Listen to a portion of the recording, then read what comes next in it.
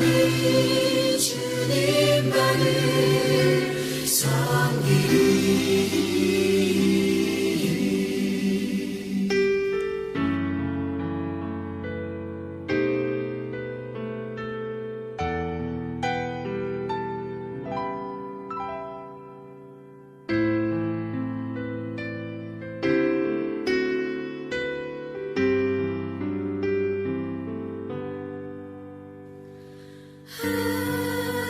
하나님께로 더 가까이 갑니다. 고통 가운데 계신 주님,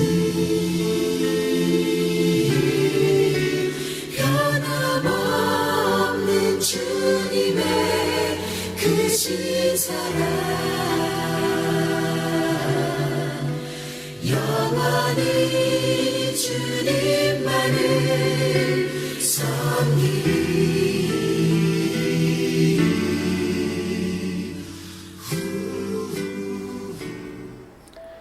성도 여러분, 8월 21일 아침 묵상의 시간입니다. 오늘도 하나님의 은혜와 평강이 함께 하시기를 기도합니다. 오늘은 고린도전서 5장 1절로 8절까지의 말씀을 본문으로 결단하는 교회가 됩시다 라는 제목으로 은혜의 말씀을 나누고자 합니다. 먼저 본문을 제가 봉독해 드리도록 하겠습니다. 너희 중에 심지어 음행이 있다 함을 들으니 그런 음행은 이방인 중에서도 없는 것이라. 누가 그 아버지의 아내를 취하였다 하는도다.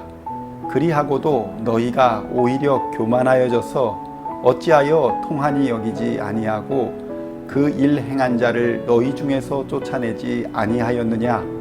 내가 실로 몸으로는 떠나 있으나 영으로는 함께 있어서 거기 있는 것 같이 이런 일 행한 자를 이미 판단하였노라. 주 예수의 이름으로 너희가 내 영과 함께 모여서 우리 주 예수의 능력으로 이런 자를 사탄에게 내주었으니 이는 육신은 멸하고 영은 주 예수의 날에 구원을 받게 하려 함이라. 너희가 자랑하는 것이 옳지 아니하도다. 적은 누룩이 온 덩어리에 퍼지는 것을 알지 못하느냐. 너희는 누룩 없는 자인데 새 덩어리가 되기 위하여 묵은 누룩을 내버리라. 우리의 유월절 양 곧 그리스도께서 희생되셨느니라. 이러므로 우리가 명절을 지키되 묵은 누룩으로도 말고 악하고 악의에 찬 누룩으로도 말고 누룩이 없이 오직 순전함과 진실함의 떡으로 하자. 아멘.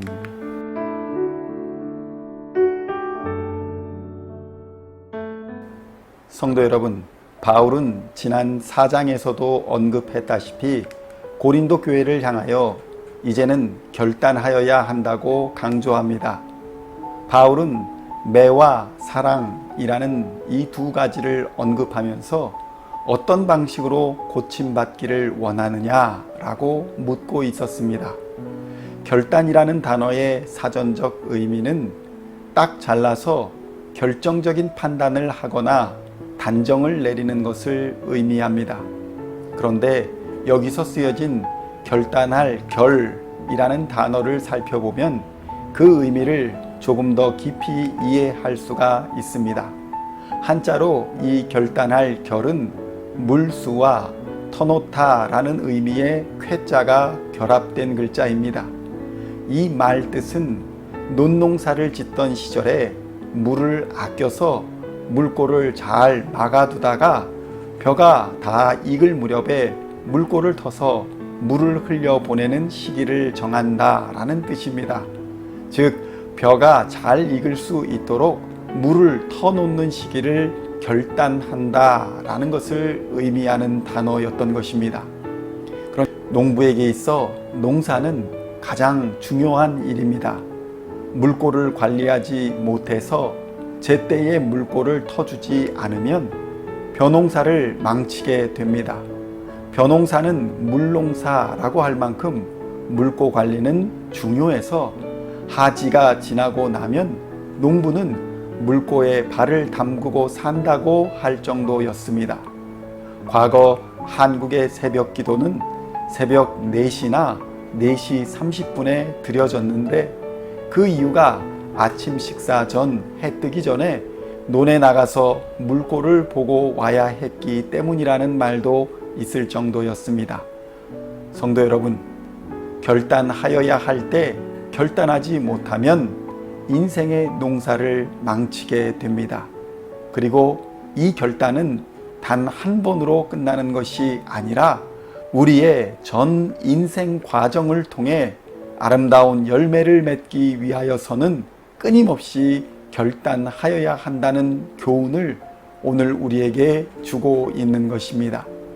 오늘 본문의 1절에서 8절까지의 말씀은 교회의 성적인 타락에 대하여 책망하고 있는 말씀입니다.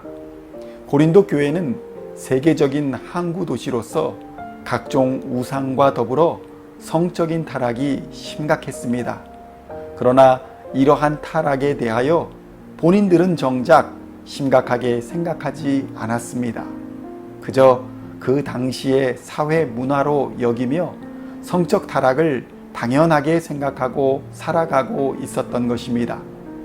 도덕적 타락과 성적 타락의 만연으로 고린도는 방탕한 사람이라는 별명을 얻기까지 했습니다.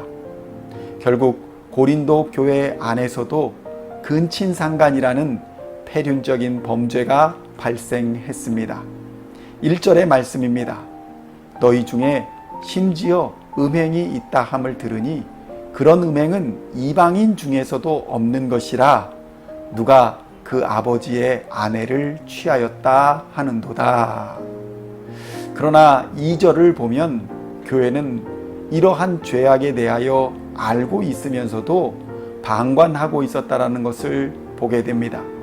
이것은 음행의 문제뿐만이 아닙니다. 명백히 성경의 교훈에 위배되는 중대한 범죄가 발생할 때에 교회는 교회 공동체를 위해서는 물론 그 죄를 범한 교우를 위해서라도 그 범죄 사실을 단호하게 지적하여야 합니다. 그러나 교회는 침묵하고 있었습니다. 2절의 말씀입니다. 그리하고도 너희가 오히려 교만하여져서 어찌하여 통한이 여기지 아니하고 그 일 행한 자를 너희 중에서 쫓아내지 아니하였느냐.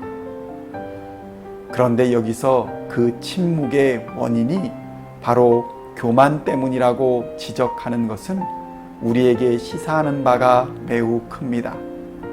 겸손한 자는 죄와 잘못을 지적당할 때 찔림을 받고 겸손히 하나님께 나아가 엎드리며 회개합니다.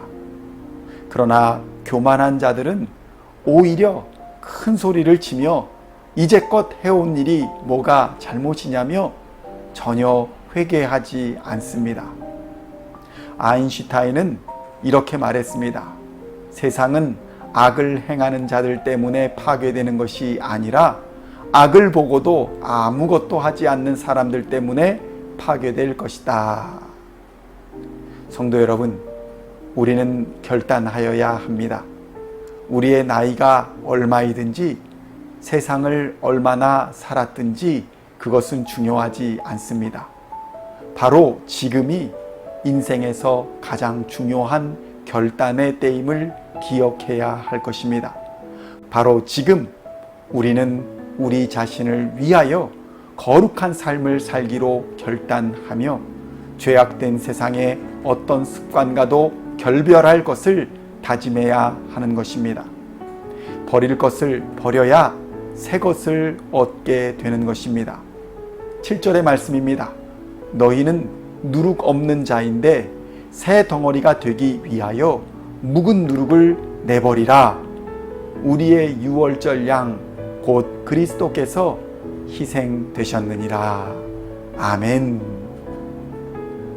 성도 여러분, 최근에 교회가 세상에 덕을 끼치지 못하고 부동산 투기, 거짓 선동, 욕설과 폭력 등으로 방송에 언급되는 사태를 봅니다. 이런 것들을 보면서 우리의 교회 공동체가 신앙 윤리에 대하여 다시 한번 깊이 생각하고 이제는 회개하는 모습을 보여야 할 것입니다. 세상 지식을 가지고 가르치는 자는 하나님 나라에 합당하지 않습니다. 그리스도인은 마땅히 예수 그리스도와 십자가만을 자랑해야 합니다.